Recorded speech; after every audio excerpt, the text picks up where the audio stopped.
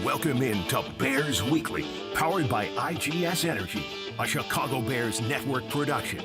Bears Weekly is brought to you by Advocate Healthcare, Athletico Physical Therapy, CDW, Connie's Pizza, IGS Energy, and Miller Lite. Here are your hosts, Jeff Joniak, a.k.a. the Mayor of Bearsville, and his sidekick, Tom the Surfmaster Thayer. From one memorable, rewarding, and resilient moment in round one, the Bears return to Soldier Field in round two against a dangerous L.A. Rams outfit in the NFC Divisional game at Soldier Field. It'll be the last of the four games over the weekend at 5:30 Chicago time, and at stake, a trip to the NFC Championship game. We discussed tonight on Bears Weekly on ESPN 1000 and the Chicago Bears Radio Network with Super Bowl winning Bears guard Tom Thayer. I'm Jeff Joniak. Coming up, we visit with former Bears quarterback Jim Miller from SiriusXM NFL Radio. Our Bears Game Day Live player profile on Fox 32 Chicago this week. Coming up at 1:30 Sunday is Darnell Wright, the All-Pro right tackle. And we'll hear from Dennis Allen and offensive line coach Dan Rochar. Dan Barilli, Jordan Treadup, Katie Fox, our producers. Kendra Smith in the ESPN studios helping us out tonight. And the executive producer of the Bears Radio Network is Eric Ostrowski. So when you put it into those terms, will be the final game to finish the Final Four. But you got to keep the focus. But it's hard to when you see what's ahead potentially for this Bears team, this resilient, just determined bunch of Bears, Tommy. There's a lot of emotions that are caught up in the rivalry of a game like Green Bay and Chicago Bears. There's a lot of emotion that goes into the past and the hopeful future. That's not necessarily the attachment to this game with the Rams. This is a big game, man. This is a monster game. To consider where you could be going with a victory this week in Chicago, yeah, it is the last game of the weekend. There's a reason why the networks put it in the last game of the weekend. So this isn't something that has a storied past.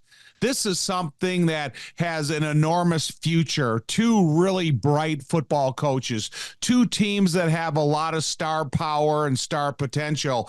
And the reason that they want to capture the attention of a nation is because of what the Bears have been doing in their recent past and what the Rams have done in their past. And they are the leading scoring team in the NFL. That was their season, and they can put up points in bushels. Dennis Allen knows this. He faced them in New Orleans a couple of years ago in a playoff game. Puka Nacua, that outstanding wide receiver, had a big game against him. He was at the podium on Thursday here at Halasaw to break down the Rams. He runs as fast as he needs to get the job done.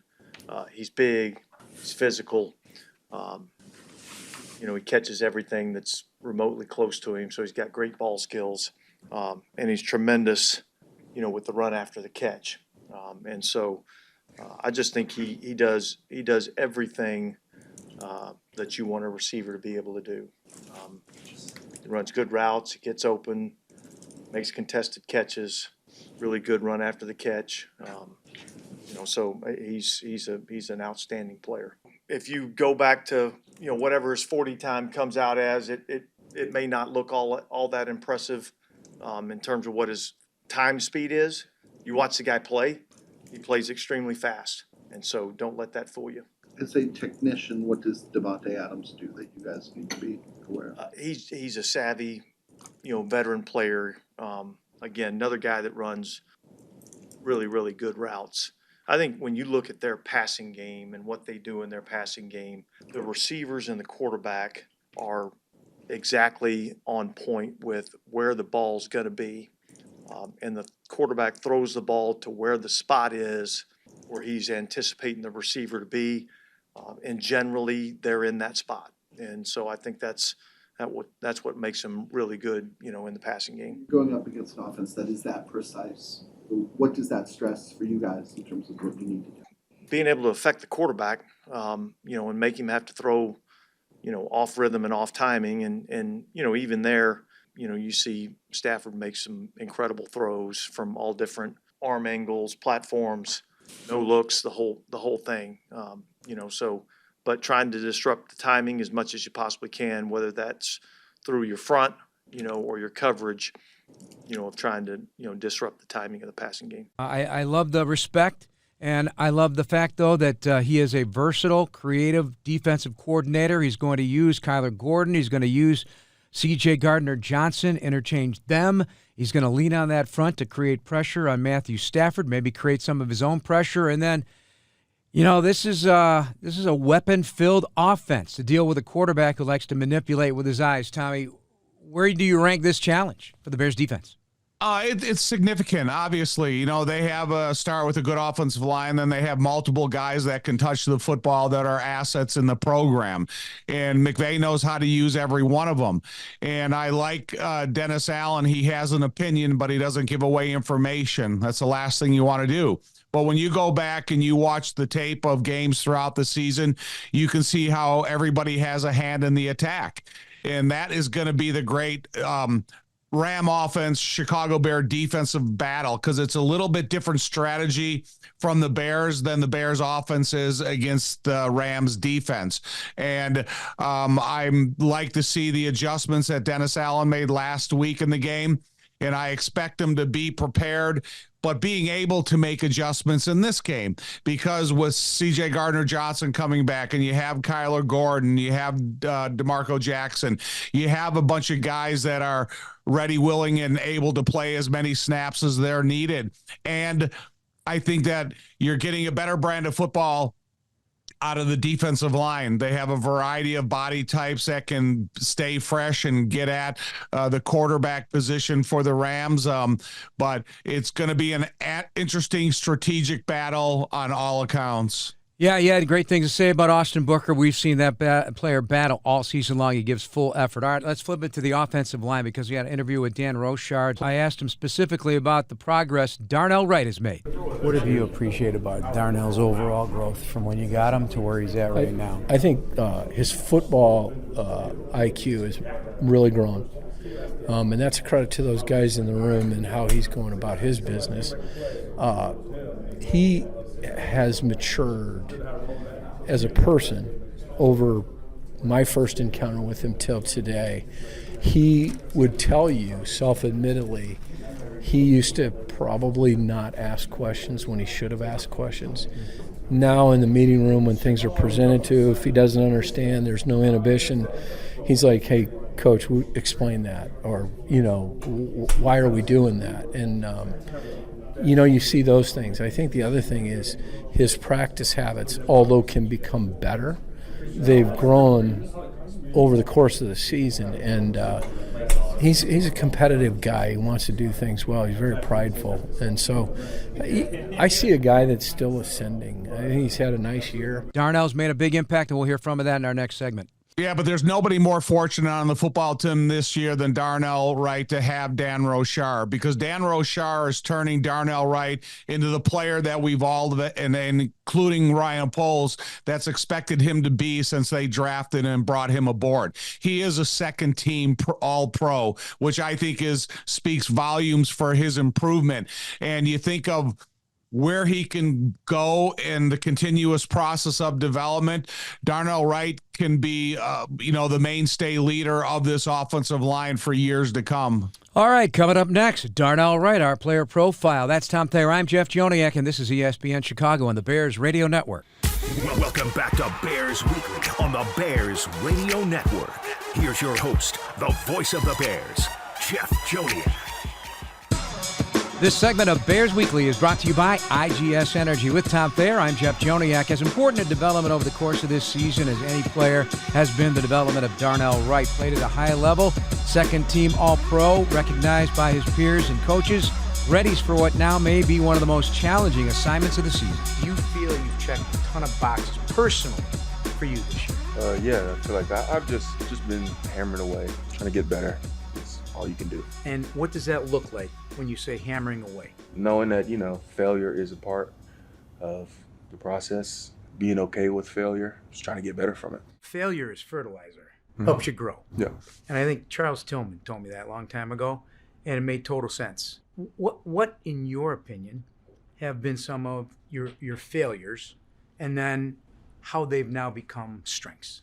I think the biggest thing is you always have a few things that you are better at than or that your strengths, and some things that are your weaknesses. I think the biggest thing, I've just minimized some of my weaknesses and then capitalize on my strengths. You're always going to have weaknesses, but as long as you recognize them and then play to your strengths, that's good. One of your strengths is plowing over people. I mean, some of your pulls this year have been amazing. You know, I went to you after I think the Cincinnati game. We can go through the tape and see so many great plays. Does this system and scheme and how you're being taught perfectly fit your strengths in terms of your athleticism, your size, and your demeanor? Yeah, I think Ben, he does a great job of getting players out in space, like offensive linemen. I think Dan has done a great job, him and Kyle, of explaining and teaching exactly what it is we have to do every play and setting a standard. So just those two together, it's good. And Dan is Dan Roshar, Kyle is Yeah. Kyle Devan. Yeah. And so we love Dan. He's awesome. But Kyle Devan's name keeps popping up. Tell us about him a little bit, because we never get to talk to him. Yeah, obviously he's the assistant O-line coach right now. He was a former player. He played at the Colts, on the Colts. I don't know if he had a couple other teams to play for maybe. I think he understands because he played. And he's kind of like one of the guys a little bit. And he knows realistically how things work out. Sometimes, you can draw it up on paper, but it's not as realistic. He knows kind of some of those things. And he's just been a great coach for us. Couldn't ask for more. He's good. Do you have a favorite block this year? I'm not sure. I like some of the plays that are really kind of helping the game. I think back to the Washington, helping OZ out, the little stiff arm, getting up to my guy. Some of those in like crucial moments are good. So, Well, including the touchdown against the Packers in the wild card game. I didn't realize it until I put on the tape and watched it again. That unbalanced line, and there you are. Yeah.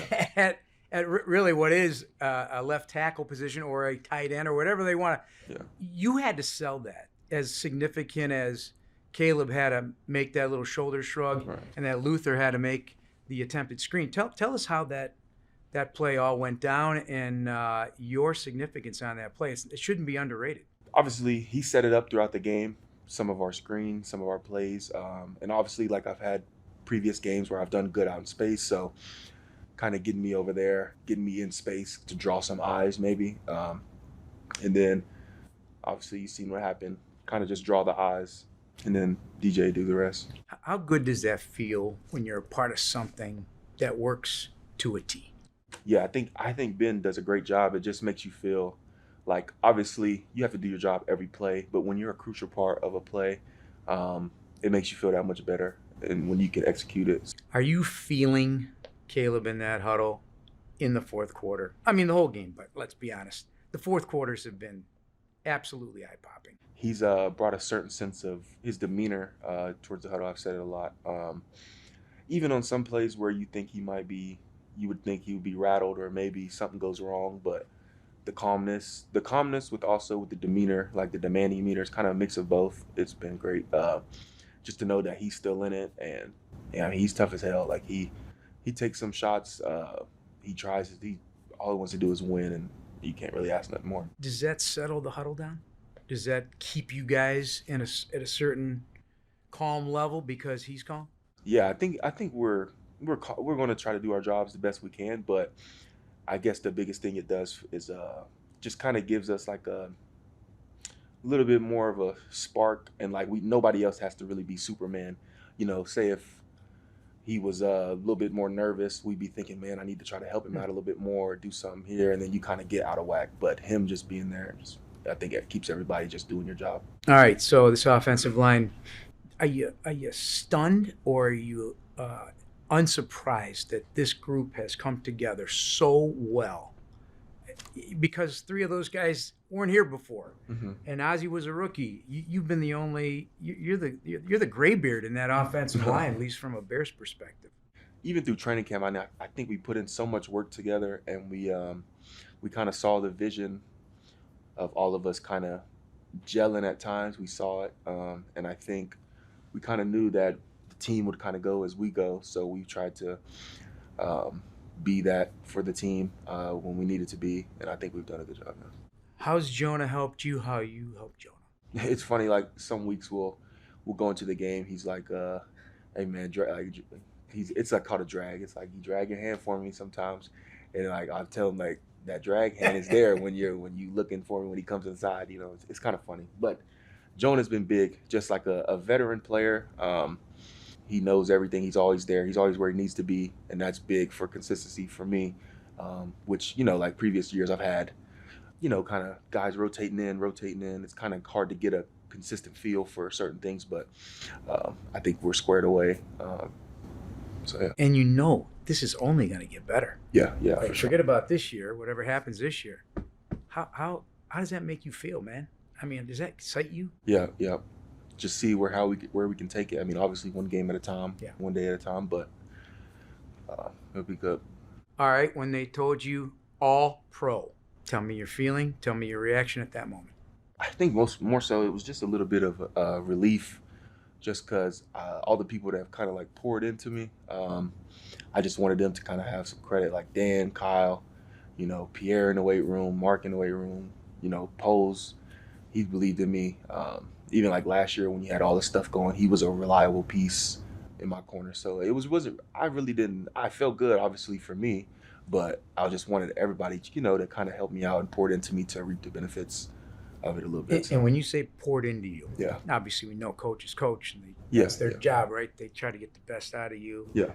How did Ryan pour into you, as you put it? I think more so for me, I'm not like I don't really do well with the businessy stuff. Like, you know, like for Pose, I can't really talk to him. Like, he can't be like GM Pose to me. He's Coach Pose, he's Coach Ryan. Like, I can't really get into all that. So I think even so, like when we were answering questions, we had like some of the stuff, me going to left tackle last year. Like, I just don't like answering questions that are like stuff like that. You know, it's like, I don't really want to get into it, but he does a good job. He just steps in whatever he needs to do. And the way he kind of talks to me and talks to players is kind of like more so on a player basis. Obviously he's a GM, he's got all that to handle, but there's a certain amount of, I don't know the right word for it, and he's a little bit more personal, like, stuff like that. So and you're referring to when the microphones come at you, right? Yeah, stuff like that. Not your thing. Like, I don't need, But the funny thing is, it's fun in there, and you're part of that fun. Yeah. Apparently you are a good time. Tom,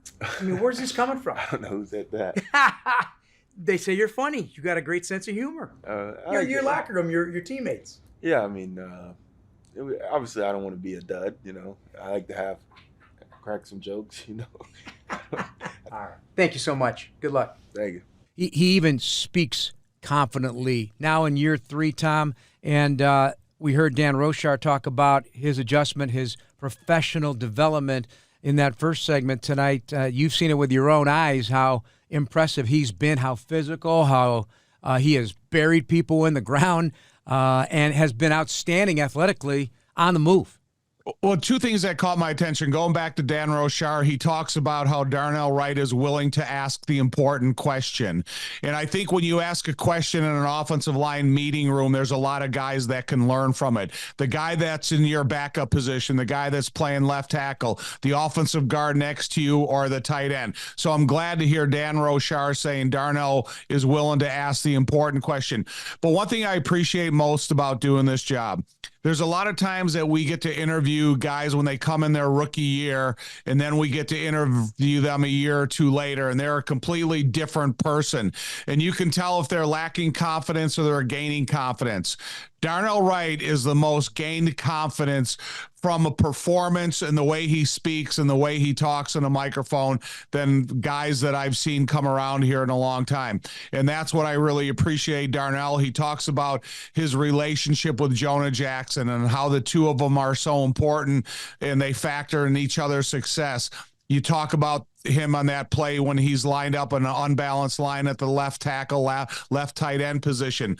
So the growth that Ben requires out of each position and the development of each individual within their position, I think the reflection of it, as good as anybody on this team, is Darnell Wright. I appreciate what he had to say about becoming an all-pro, more about what others have poured into him. I really appreciate that. Basically, to say, hey, they picked the right guy. I am the right guy. A couple other things from Roshar. He talked about Isaac Drapillo, unfortunately, having that injury. Tom, he said it was one of his better games, run and pass, last week, in his opinion. Better job sitting down, power, sustaining with the defender, better on his change of direction, better on the backside, getting to his landmark. His hands were better. And that was great to hear. Unfortunately, that injury is part of the game, and that's going to knock him out a while. Yeah, it is. I feel really bad for Ozzie Trapillo because I was a guy that I needed to see him prove it to me before I was going to anoint him a starting right or left tackle. And he's surpassed my expectations of him in his rookie year. When Dan refers to every single one of those elements, that's a requirement of every offensive lineman, but you got to be able to do it. And Ozzie Trapillo has been able to do it. The job has never been too big for him. He's got NFL bloodlines. He's a steady guy in the weight room, and he's done everything and more than you could be asked of him in his rookie year. And so now Theo Benedette moves in there. Admittedly excitable, particularly in his case. He just loves the game, and he's fired up. And then Braxton Jones, he says, this is from Dan Roshar, team first guy, said last week looked really good in practice, mentally good spot, ready to help us win if necessary. Listen, Braxton Jones as a person, as a player, as a teammate, as a hard worker, he's never disappointed us. And he's come up through the ranks in the NFL from a solid contributing rookie to unfortunate injuries. And I think that he's put into work to recover from them. You see him in practice, and he looks good. And I think the Bears are super fortunate to have a guy that would be waiting in the wings if the most unfortunate situation happened. So I'm happy for Braxton Jones. Coming up next, we'll be joined by Jim Miller this week as we break down the Bears and Rams here on Bears Weekly on ESPN 1000 and the Bears Radio Network. Bears. It is gone! Bears Weekly. Time expires! A deep dive into all things Bears. And the Bears win! With Jeff Joniak and Tom Thayer, this is the home of the Bears, ESPN Chicago.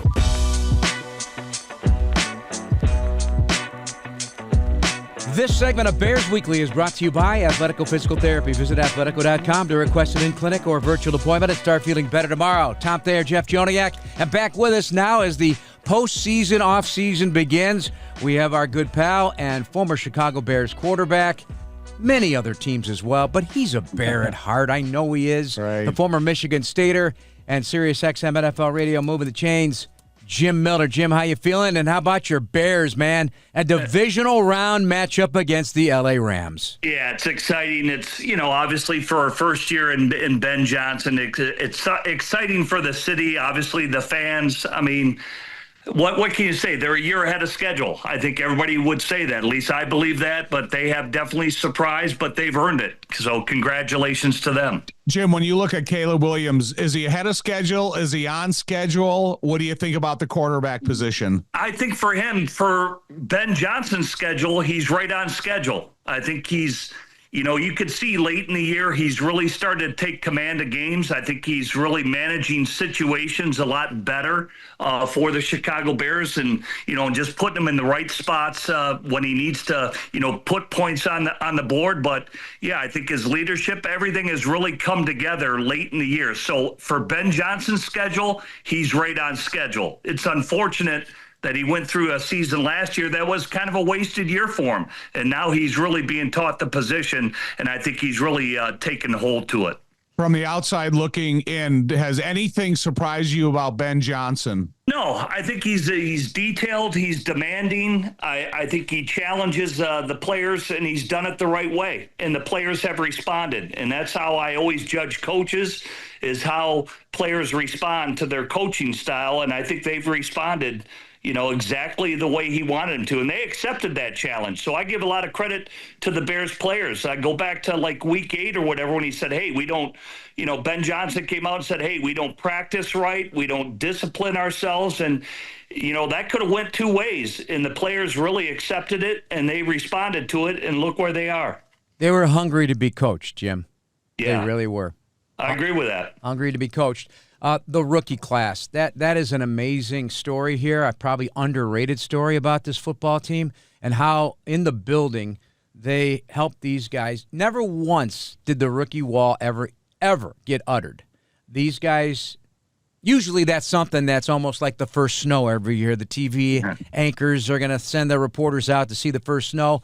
That did not happen this year. Mentally, physically, they were always good the whole year, and now blossoming as we saw with Colston Loveland, Luther Burden coming on, the play of Kyle Monangai, the play of Ozzie Trapillo, unfortunately not able to go for the rest of the year.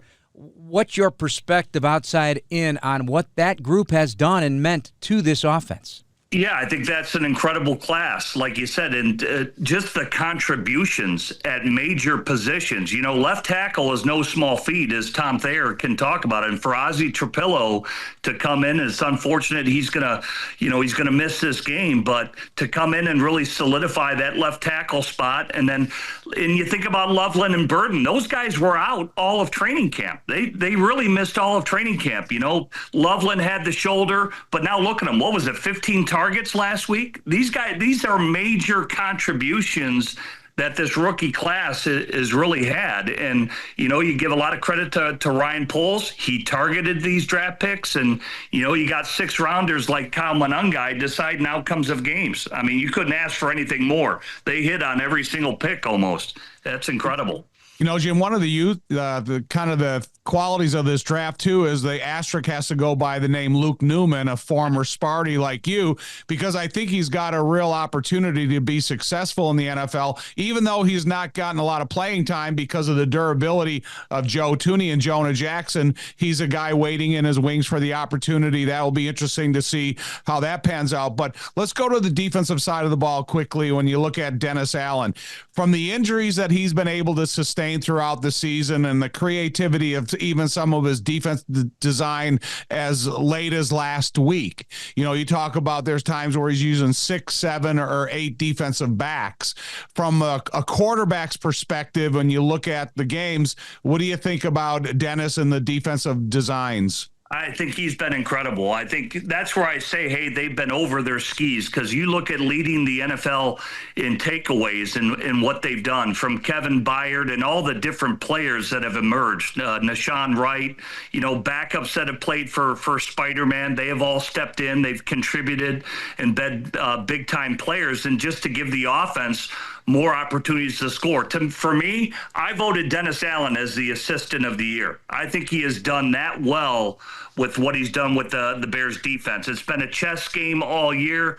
He shows a lot of different looks from pre-snap to post-snap that really, I thought, is caused quarterbacks to take pause. You know, it looks like it's going to be a blitz. They drop in the zone, they tip passes, and leads to a turnover. So I really just think it's a lot about Dennis Allen, and give the players credit. You know, when their number has been called, say DeMarco Jackson. Yep. You know, here TJ Edwards gets hurt, and, you know, DeMarco Jackson has come in. That guy has had double-digit tackle games, you know, sometimes 15 tackles. And their number, when it's called, they've come in and they've contributed and made big plays, and there hasn't been a drop-off. But it's not a dominant defense, but boy, you can say that they have been opportunistic with what they've been able to do all year. He's been great, Jim, putting packages together, like Tommy said. And even Amon Agbongbamiga for a game had double-digit tackles. C.J. Gardner-Johnson obviously was impactful. And they needed to be, given the injury situation.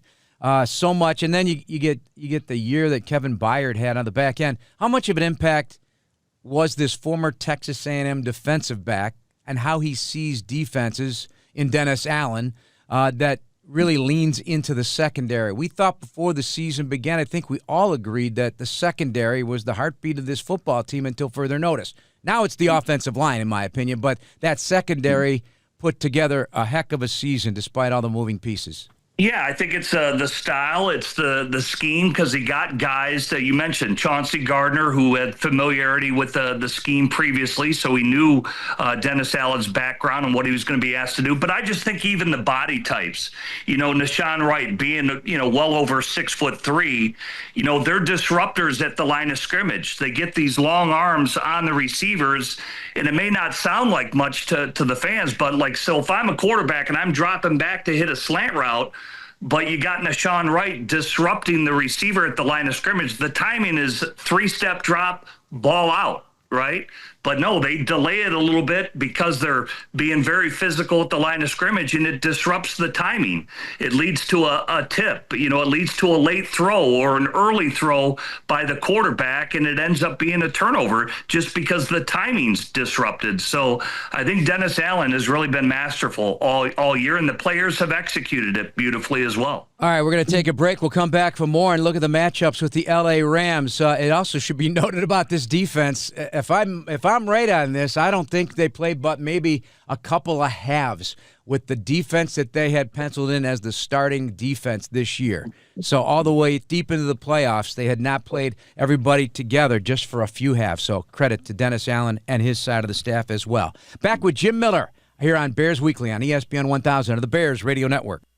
Bears Weekly is back, and so are Tom Thayer and Jeff Joniak on ESPN Chicago. This segment of Bears Weekly is brought to you by IGS Energy. With Tom Thayer, Jeff Joniak, Jim Miller with us now through this postseason and offseason. Jim, let's look at the matchups here for the Rams game. No doubt about it, this offense earned their number one status in yards and points throughout the regular season. Explosive in every way, with Matthew Stafford having what many believe was an MVP season with 41 touchdowns. Where do you rank his season this year in terms of his entire career?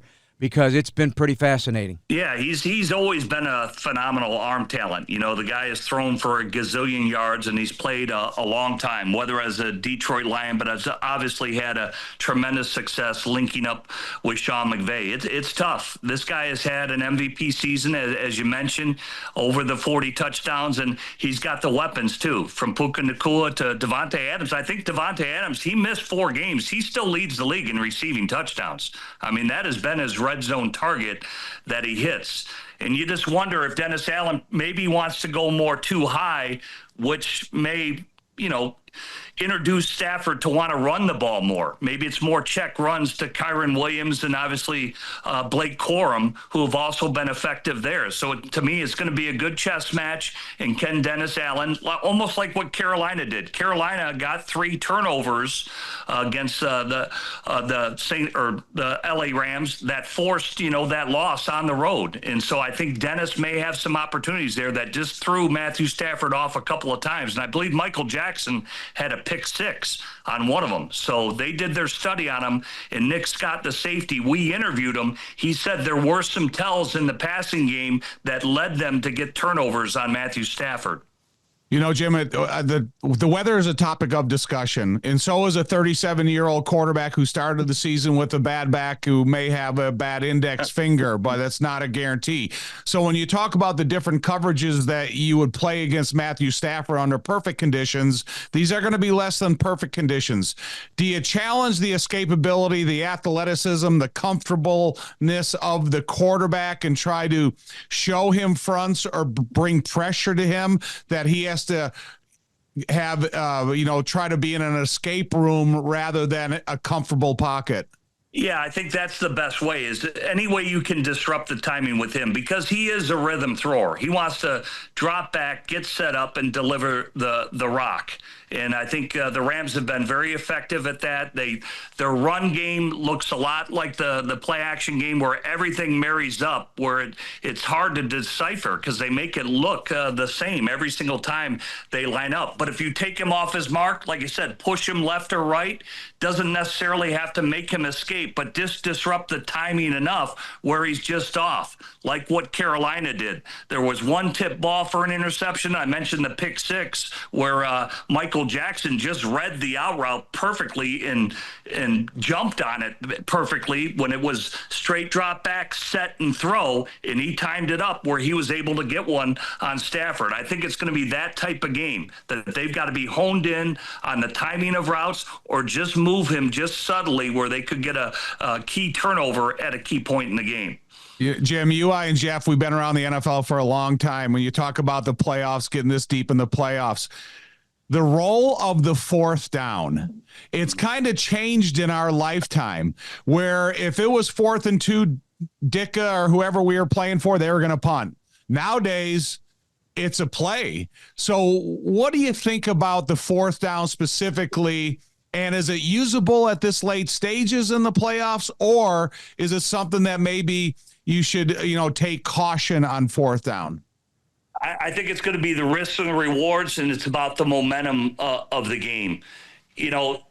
The Rams have scored 35 points a game coming into this weekend's matchup against the Bears. The Bears now, they're up in the higher 20s.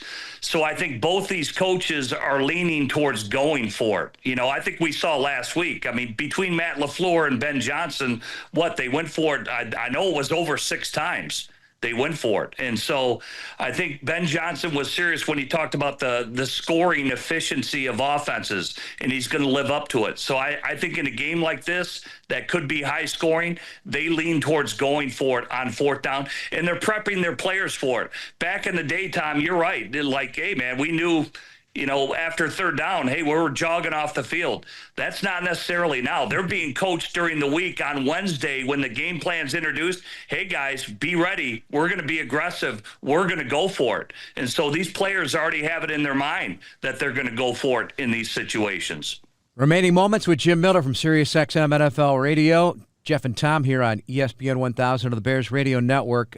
Yes. The offense is probably as complete an offense as the Bears will have faced all season long. Let's talk about the defense and that front they're going to face. The front four in particular, Jared Verse, widely regarded now as a big-time player with just scratching the surface of his career, a violent player on the edge. Byron Young, very fast player on the other side. 8 and 0 are two people you got to deal with, but then you got the inside guys, Kobe Turner and the underrated Poona Ford, who they got from Seattle. And Poona Ford is quite disruptive as well. Not the biggest guy, not the tallest guy, but very disruptive. What do you look at when you see that front four? Yeah, and they do a lot of things. I think Chris Schuler, their defensive coordinator, they do a lot of, blitz zones, and those guys are athletic that you just mentioned. I look back a couple of weeks ago against Seattle, Turner was dropping in a blitz zone. This is a defensive tackle that gets a red zone interception. He's dropping in coverage, so they do a lot of interesting things to take advantage of the athletes that they have. But down the stretch of the season, they've been a little bit vulnerable. Teams have been able to move the ball. They've been able to run the ball on the Rams because they're a little bit lighter of a defense, and I think that plays into the Bears' hands, that the Bears should have a good game plan running the football. I think Ben Johnson has really focused on that this week, that, hey, we got to get back to running the ball the way we were earlier in the year, and I think that's where the Rams are vulnerable. A little bit lighter, a little bit speedier, but you can pound them a little bit. I don't know if either of you guys went back and watched their performance against the Falcons, who put up more than 200. I'd like to take a look how that happened. Obviously, Bijan Robinson is outstanding. But Tommy, do you feel this could be a matchup where the Bears lean back into their run game? I do. Like we talked about it the other day, and I think it's got to be a running attack that's similar to the Philadelphia plan, because this is a 2-tier defense. They don't put guys, 7 or 8 guys up at the line of scrimmage, kind of like the Green Bay Packers did in the last 2 times they played them. They're willing to play a tiered system. So the development of the offensive line and the way that they're figuring and fitting into their double team combination blocks, you can commit to the defensive lineman before you try to get up to that second level. And if you are having an efficient double team block at the line of scrimmage, then you're getting to the second level. You're talking about 4 yards a carry. And when you talk about Poona Ford, what's he, 5'11", 214? Yeah. So listen, you're not going to win the game of leverage against him. So you're going to have powerful movement against him. And then Braden Fisk, the way he moves laterally, you're going to have to make sure that you commit to those guys before you're worried about the second level. So it's really going to be an interesting game of blocking between the offensive line, maybe a tight end and a wham here and there. You can trap some of the guys with the good escapability, but we'll see how Ben and Dan Rochar figure out their run attack. All right, last question. Jim, John Harbaugh, the new head coach of the New York Giants. Thoughts? Yeah, I think it's a good marriage. I think that's the job that he wanted, and I think John Mara wanted to go in this direction too. He wanted an established coach. You look at after they've relieve Tom Coughlin of his duties as a head coach there. They've always gone younger with first-time head coaches, and it hasn't gone well. And even John Mara's discussed that he didn't have enough patience and display enough patience to let the coaches develop, whether that's Ben McAdoo, Pat Shurmur, obviously the most recent is Brian Dable. Now you've got an established veteran coach that I think he feels very secure that they're going to be patient to build this right. And they've got good pieces. Let's be honest. They've got good pass rushers. They've got a good left tackle, and they've got a good young quarterback in Jackson Dart that I think John Harbaugh sees that, hey, they've got a good nucleus where things could go well here to rebuild and put the Giants back out front. All right, Jim, thank you so much. We'll talk to you next week. All right, guys, enjoy it. Have a great call. That's former Bears quarterback Jim Miller from SiriusXM NFL Radio. Tom's thoughts to wrap up the program. It's coming up next on ESPN 1000 of the Bears Radio Network. Welcome back to Bears Weekly, a Chicago Bears production on the flagship home of the Bears, ESPN Chicago. This segment of Bears Weekly brought to you by Athletico Physical Therapy. Visit athletico.com to request an in-clinic or virtual appointment and start feeling better tomorrow. Time for Tom's thoughts. By the way, always good to talk to Big Jim Miller. He's fired up as well. He loves this franchise. Yeah, listen, man, it's awesome to be able to get an outside opinion of a guy that pays close attention to the NFL. So there's a variety of subjects. There's like 10 things that I wanted to ask him, but we'll do that down the road. But I like to listen to his educated opinion of the NFL. All right, let's get to Tom's thoughts to wrap up tonight's show. Cairo, have a seat. Well, that one's Jeff. The Rams have 65 touchdowns. Their opponent, they have 37. So we can't afford field goals. This is unacceptable. So this is a touchdown game. And I know that they've been able to climb back into it, with some field goals and, getting some defensive turnovers. But this is a touchdown priority game for me. And I think the more touchdowns you can score, the more opportunity that you give Dennis Allen to be aggressive and get in that attack mode. Stafford loves throwing TDs, 445 in his career. And you talk about game-winning drives. Caleb's been outstanding at this, but in his career, 54 game-winning drives. So if it's a close game, Matthew Stafford won't flinch. Well, you play that long, and you're going to be given a lot of different opportunities in your life. And how are you gonna do it at 0-degree temperatures with possible 30-mile-an-hour gusts? Let me ask you about that as well, because you mentioned with Jim the index finger. How does that impact the ball throw? Well, I mean, if there's no effect at all, it won't affect it. But if you can get some bodies pushed into his throwing radius and he bumps it on a shoulder pad, a helmet, he's going to have to protect his finger. So if there is pressure, if there's a bull rush, if there's a stunt coming at him, he's going to have to adjust his feet in order to throw it. And that's the thing you want to do with Matthew Stafford, is you want to make his throwing foundation as uncomfortable as possible to affect his accuracy. Here's defensive end Montez Sweat on that very topic. I know since you just told me, but I'm not going out there trying to break his finger or anything like that. I'm just trying to affect the game as any other game. Yeah, I mean, the challenge is, just not being able to, it's pretty hard to affect the quarterback when he's on time and getting the ball out fast. He's a veteran quarterback. He understands coverages. He's seen a lot of looks, so he understands where to go with the ball and how to get it out fast. In their mind, that's got to be top of mind, right, as you get closer to the quarterback. Get your hands up and put your helmet on him. Well, I would take down and distance into consideration. So if it's down and long, that means he's going to have to hold on to the ball a half a second extra to get to the routes to their landmarks.